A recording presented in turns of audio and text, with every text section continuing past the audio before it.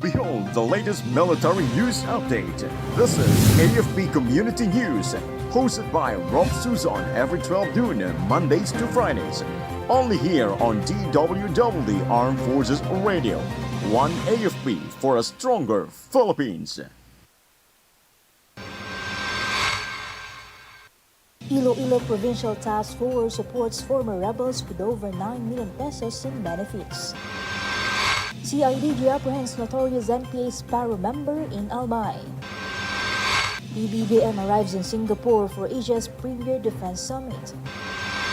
DOH guarantees adequate funds for emerging COVID-19 variants.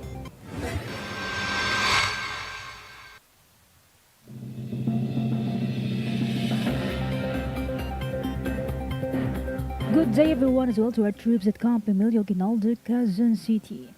Today is Thursday, May 30, and we will bring you the latest news from the armed forces and other information around the Philippines.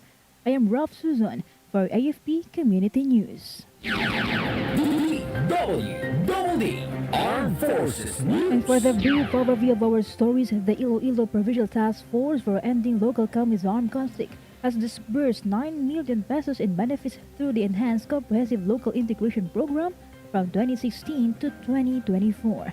This initiative aids the former members of the Communist Party of the Philippines, the New People's Army, and the National Democratic Front who voluntarily abandoned the armed struggle.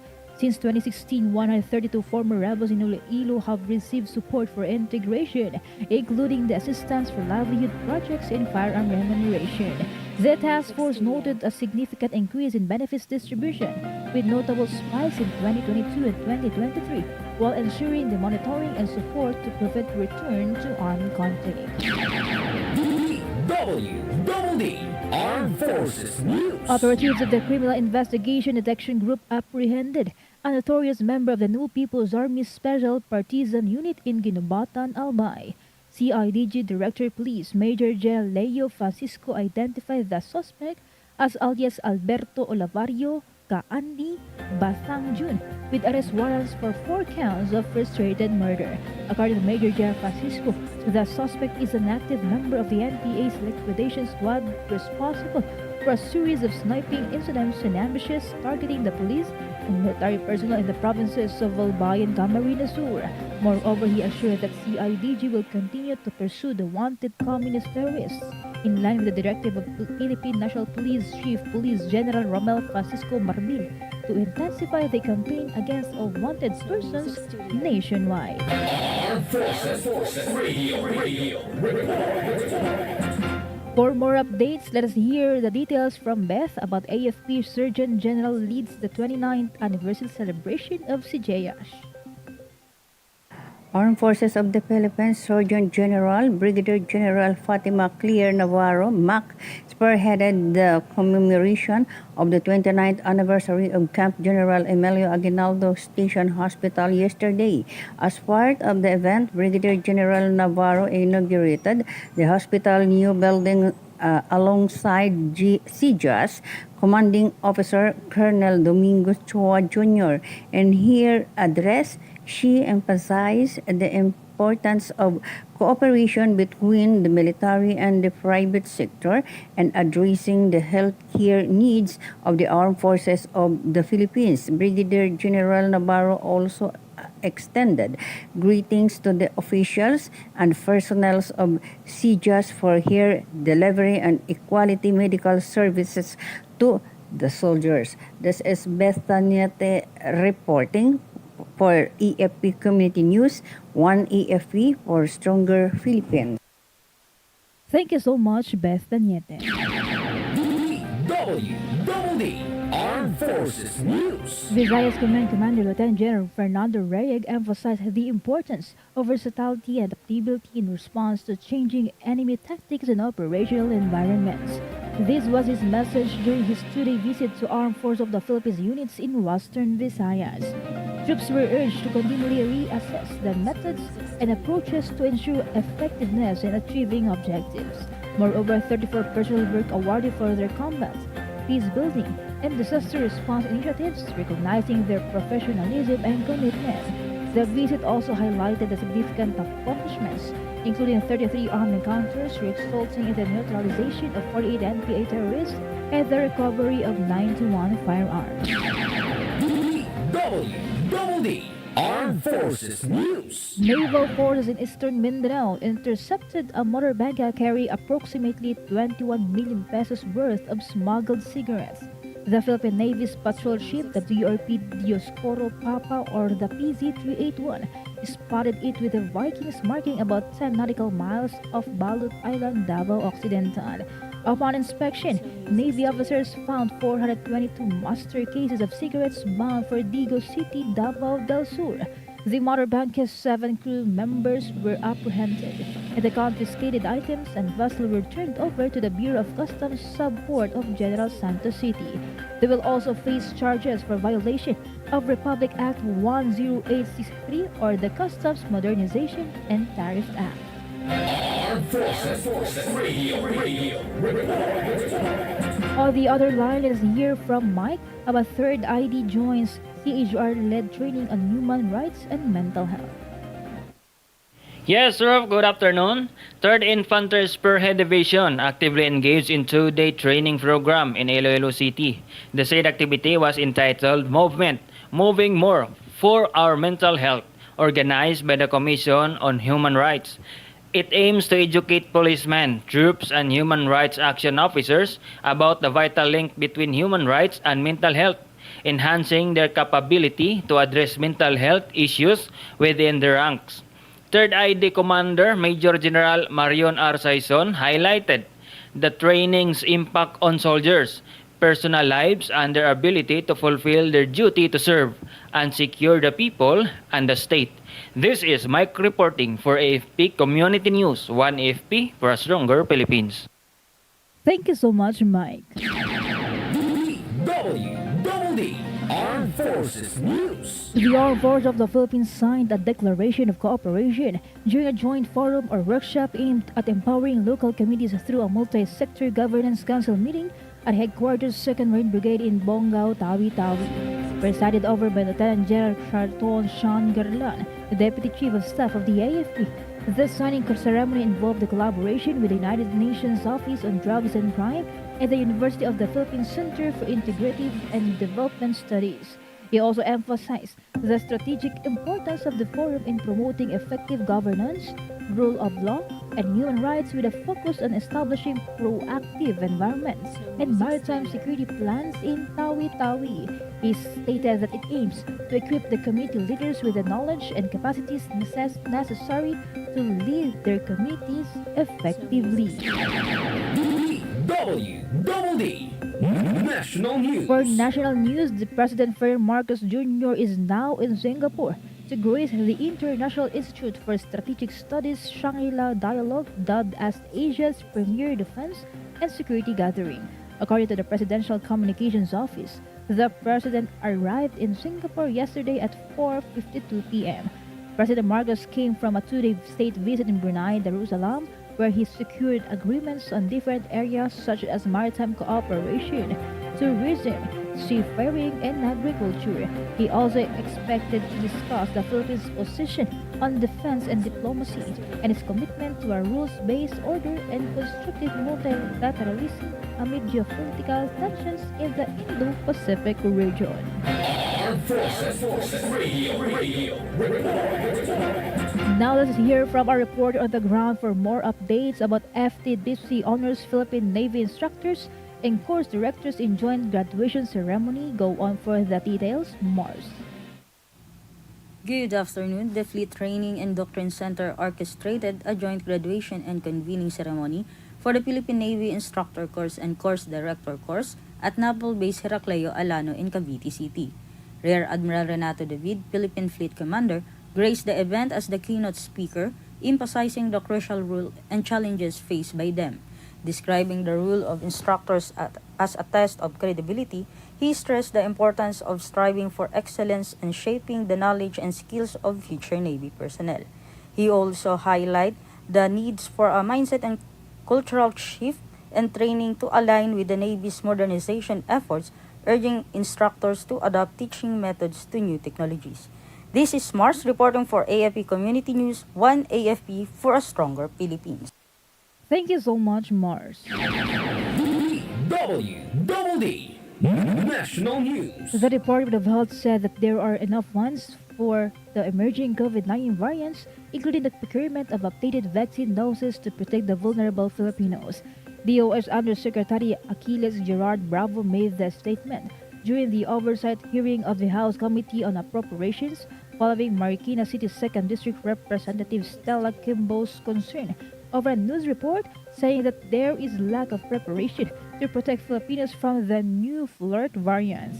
In the said hearing, Bravo presented the agency's budget utilization report and noted that the DOH has significant yet underutilized funds.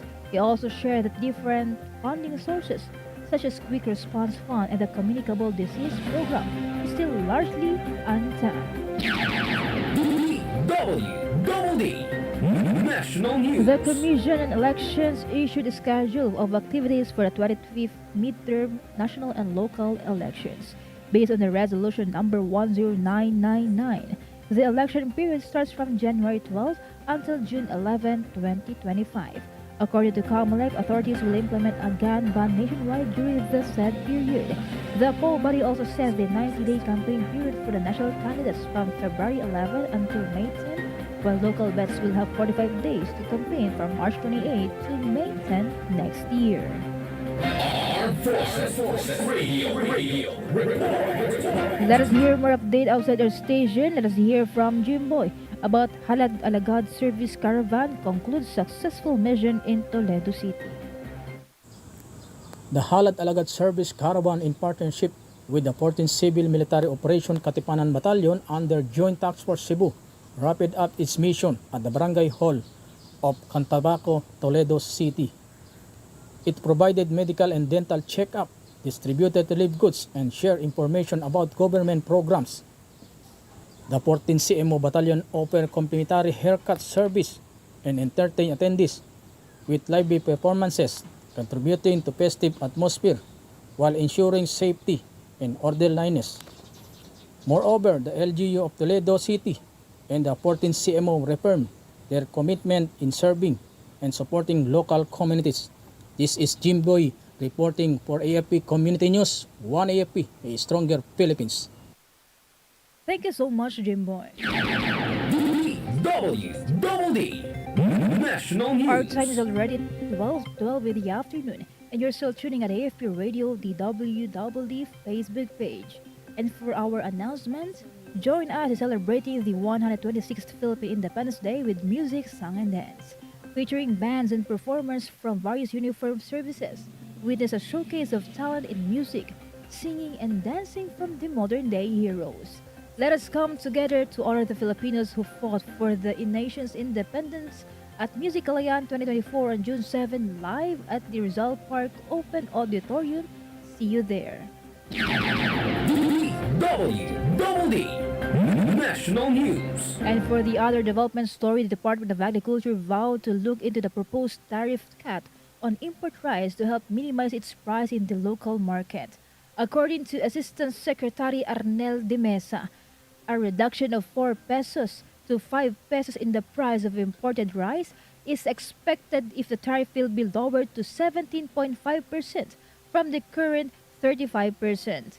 The Mesa also assured that the smaller tariff will have minimal effects on farmers if approved in June or July, in time for the lean months during the wet season from August to September. The official explained that the farmers are protected since the buying price of the National Food Authority remains at 23 to 30 pesos per kilogram. DWDD National News. President Ferdinand Marcos Jr. shared to major players in Brunei Darussalam's energy sector the Philippines' interest in waste-to-energy projects as the government aims to develop other sources of energy and lessen the fossil fuels. During a meeting in Bandar Seri Begawan, the president talked to key players in the industry about the potential investments in the Philippine renewable energy sector and enhancement on oil and gas collaboration. President Marcos said that there is a need for appropriate infrastructure to harness the energy coming from landfills, as well as the legal and regulatory challenges in pursuing the program. On the other hand, he noted that Philippine legislators are now aware that there are viable and clean solutions to the problem of waste disposal. Armed Forces Radio Report. We have a report coming in about 11th ID Commander leads the Flores de Mayo and Santa Cruzan celebration. Go on for the details, Sha. Yes, Rof, the 11th Infantry Division Commander, Major General Ignatius N. Patrimonio, along with his wife, Mrs. Mary Jane Patrimonio, spearheaded a quarterly socials event featuring the Flores de Mayo and Santa Cruzan at the headquarters in Camp Todolfo Bautista, Jolo, Sulu.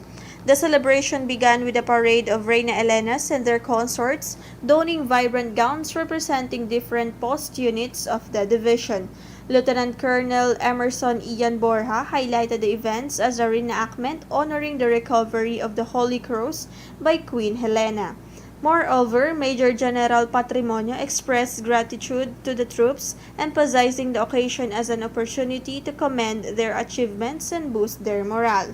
This is Shain Araneta reporting for AFP Community News, 1 AFP for a stronger Philippines. Thank you so much, Sha. DWDD For National other News. updates, President Ferdinand Marcos Jr. has promised to help returning overseas Filipino workers who had lost their jobs abroad for various reasons.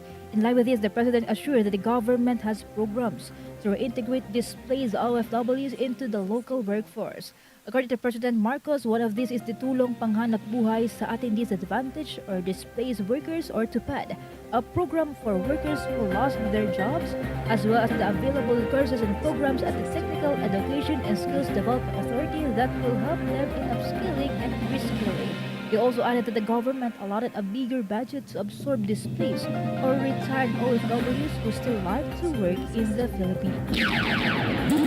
DWDD National Moving on to News. another story, the Philippine Atmospheric, Geophysical and Astronomical Services Administration said that rain showers will prevail in different parts of Luzon due to southwest monsoon or habagat and the frontal system. According to Pagasa, habagat would bring scattered rain showers and thunderstorms over Ilocos region and the provinces of Zambales, Bataan, Occidental Mindoro, and Palawan. The State Weather Bureau also said that Batanes and Babuyan Islands will experience scattered rain showers and thunderstorms due to the frontal system. Other portions of the country will have isolated rain showers caused by localized thunderstorms. DWDD National News. Senator Sherwin Gatchalian encouraged the Energy Regulation Commission to issue an order to power utilities allowing staggered payment for consumers amid the sudden increase in electricity bills. Gatchalian underscored that the said move has been implemented during the COVID-19 pandemic, wherein power consumers were given a grace period to pay their bills in installments without interest, penalties, and other additional charges. The senator also recommended that there should be no disconnection of power while the payment is staggered. Gatchalian noted that the sudden increase in electricity will impact a lot of power consumers who allot fixed budgets for their monthly expenses. DWDD National News. The Department of Health on caution the public regarding the severe health risks of using electronic cigarettes and other vape products. According to DOH Secretary Teodoro Herbosa, that the e-cigarettes and vape products cigarettes as they still produce harmful smoke. Herbosa encouraged the youth not to believe false advertisements, saying that vaping is a safer smoking alternative, as he shared a case documented by Dr. Margarita Isabel Fernandez and published in the Respirology Case Reports Journal. Based on the report, a 22-year-old Filipino male with no prior health issues suffered a fatal heart attack following severe lung injury possibly attributed to his daily use of vape. DWDD National News. The Department of Environment and Natural Resources provided 11 units of backhoes and barge to local government units to be utilized for the continuing efforts to clean up rivers and waterways flowing out to the Manila Bay under a project worth 491 million pesos. In a message, DENR Secretary Maria Antonia Yulo Loizaga emphasized that it is important to remember that the situation of the rivers directly affects the health of the communities. According to Loizaga, the backhoes and barge will only improve the waterways and coastal areas of the Manila Bay region, but will also help of rich falls that threatens lives and properties in many vulnerable communities. Among those who received the equipment were the local governments of Malamon, Marikina, Muntinlupa, Pasay, Pasig, Pateros, Quezon City, and others. DWDD Armed Forces News. And that's all for today's broadcast. Thank you so much for joining us, especially to our audience in our Facebook page, AFP Radio DWDD. Don't forget to tune in tomorrow for more updates, same time and same station. Again, this is Rob Susan for AFP Community News, 1 AFP, First from Mer Philippines. Kayo ay nakatutok sa DWDD AFP Radio. Kami po ay kasapi ng